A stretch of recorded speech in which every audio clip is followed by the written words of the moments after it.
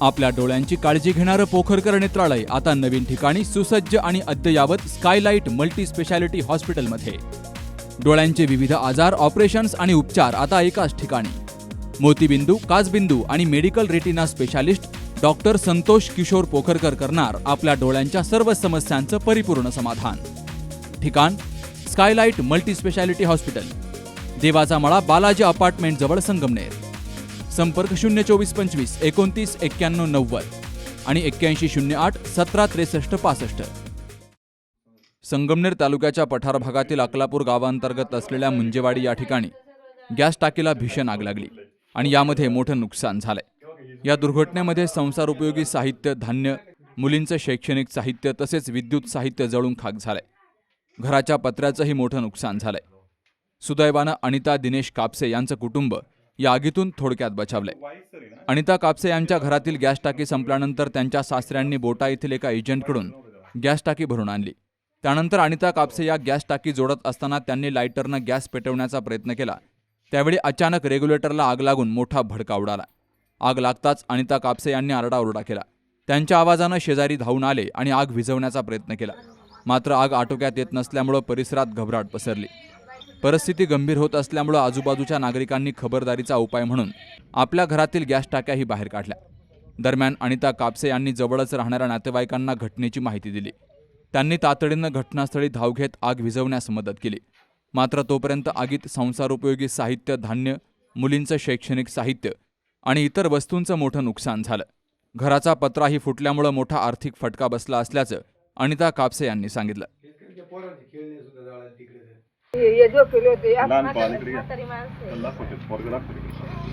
माझी मुलगी आहे, छोटा मुलगा होता तिथं बसलेला आहे. त्यांना काय झालं असतं, मी माझी म्हणजे आखी फॅमिलीच गेली असती, एकही कुटुंब वाचलं नसतं, मी कोणाचं बघितलं असतं, मी तर नसतेच म्हणायला. मग याच्यावर काय इलाज निघला असतं, बाहेरच्यानी काय केलं असतं. माझ्या हातात लायटर होता. लायटरनी मी जर म्हणजे पेटवलं तर एकदम चूर असा आवाज आल्याच्या नंतर माझ्या हातातून पेटलं गेलं असं की मग पेटल्यावर एकदम गॅस याचा रेग्युलेटर याच्यातून जाळ भडका फुटला आणि भडका झाल्याच्या नंतर मी घाबरले. तर घाबरल्याच्या नंतर मी शेजारी आवाज दिला तर माझा जावाचा भाऊ आलाय तिथे. तो आल्याच्या नंतर त्याने लाईटी विटी बंद केल्याच्या नंतर आम्ही त्याच्यावर प्रयत्न केले, गोधड्या टाकल्या 5-6, पण ते काही आम्हाला आवरलं नाही. त्याच्या धान्याच्या थप्या पण होतात आणि बरंच काय होतं. माझ्या मुलाच्या खेळण्या, माझ्या मुलीचे पुस्तकं, पुन्हा माझे काही घरगुती सामान बरंच होतं. तर अख्खं पेटले गेलेलं आहे. पत्रा फुटून वर आलं. ते जवळजवळ अर्धा तास त्याचा पेट घेतलेला होता. तर ती टाकी कशी लॉक झाली ते कळलं नाही. पण आमचं नशीब का ती टाकी लॉक झाली. तर शेजारी पाजारी 5-6 टाक्या होत्या.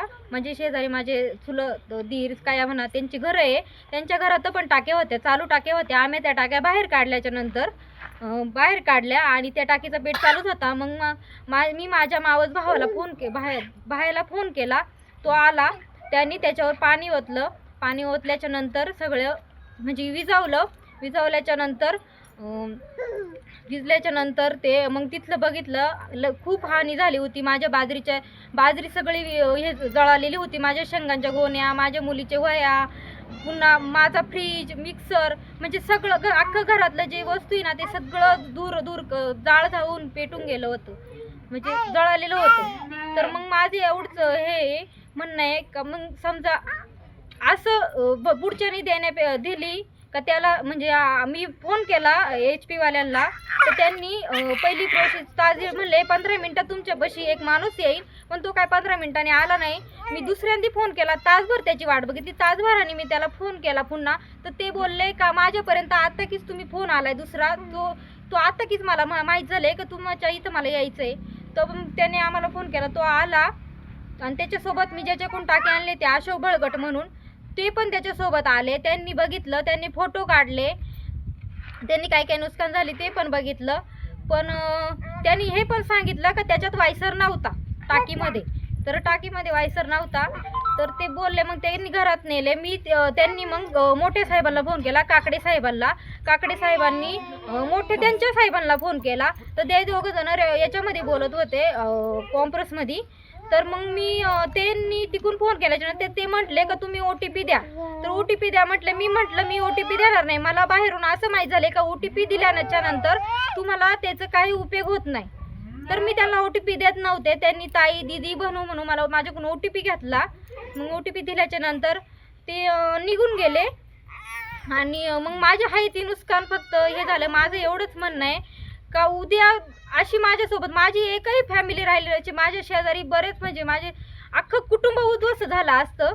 त्याच्यामुळं माझी एकच म्हणणं आहे का समजा असं काय देण्याच्या आधी तुम्ही टाक्या चेक करून द्या का उद्या दुसऱ्या माणसाला म्हणजे फॅमिलीला हे भोगावं नाही लागणार. माझ्या घरात माझी मुलगी झोपेल होती, माझा मुलगा माझ्या शेजारी खेळत होता. तर मग त्यांचं काय झालं असतं, मी काय केलं असतं. एवढं फक्त माझं म्हणणं आहे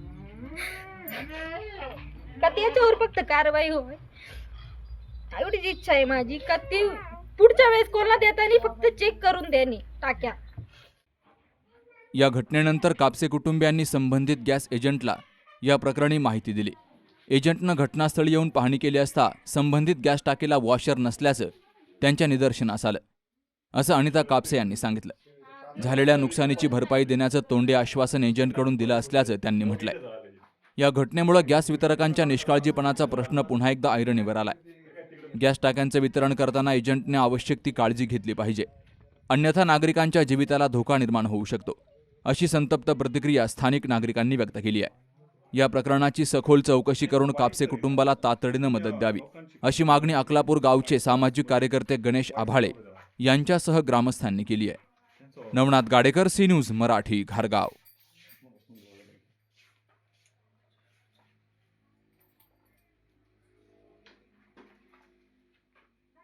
दादा, अरे 7 दिवसावर आले लग्न, सगळी तयारी झाली, पण फर्निचरचं काय? गृहवस्तू भांडार 10 ठिकाणी फिरण्यापेक्षा आपल्याला हव्या असलेल्या वस्तूंच्या हजारो व्हरायटीज एकाच ठिकाणी पाहायला मिळतात फक्त गृहवस्तू भांडार मध्ये.